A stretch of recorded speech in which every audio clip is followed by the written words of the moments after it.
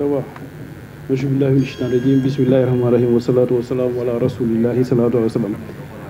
les ministres, chers collaborateurs des ministres concernés, chers collègues, veuillez recevoir nos salutations les plus distinguées. Monsieur le ministre, nous savons que le recensement démographique est un pilier fondamental, même central donc pour l'élaboration des politiques publiques d'un pays.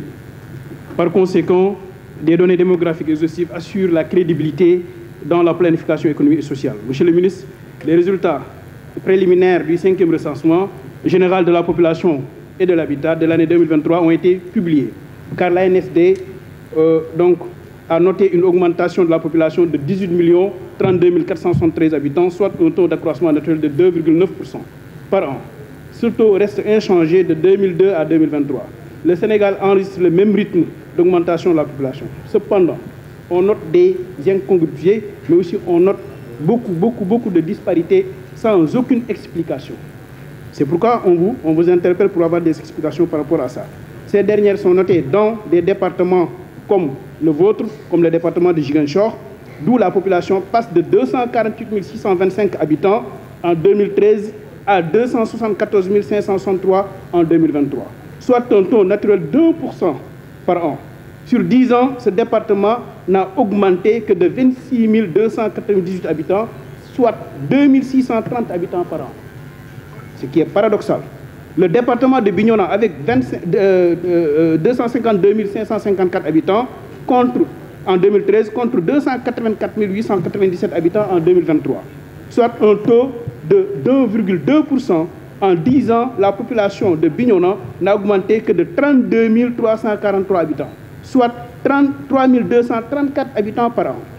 Le département d'Oussouye, avec 48 332 habitants en 2013, contre 52 883 habitants en 2023, soit un taux d'accroissement de la population de 0,9% en 10 ans. Donc maintenant, monsieur le ministre, en 10 ans, la population de ce département n'a augmenté de 4 551 habitants, soit 455 habitants par an. Moins d'une naissance, une naissance, par jour. C'est paradoxal, monsieur le ministre. Par contre, des départements ont enregistré des taux d'accroissement naturel dans la fourchette de 4 à 7%, qui se traduisent par des augmentations de population dans la fourchette de 40 à 100% sur 10 ans. Je prends les 2 nouveaux départements. La plus forte augmentation de la population a été notée dans le département de vous le connaissez mieux que moi, dans le département de Ranérou. Dans le département de Ranérou-Ferlo, c'est le désert, c'est mes parents. Donc, avec un taux d'accroissement naturel de 7,25%, et sur 10 ans, la population a augmenté de 101%. En quittant 51 313 habitants à 103 283 habitants. S'ensuit le département de Saraya avec plus de 83,2% sur 10 ans, soit un taux d'accroissement naturel de 6,2%. C'est paradoxal. Les départements les moins peuplés font une augmentation de 100% jusqu'à 101%.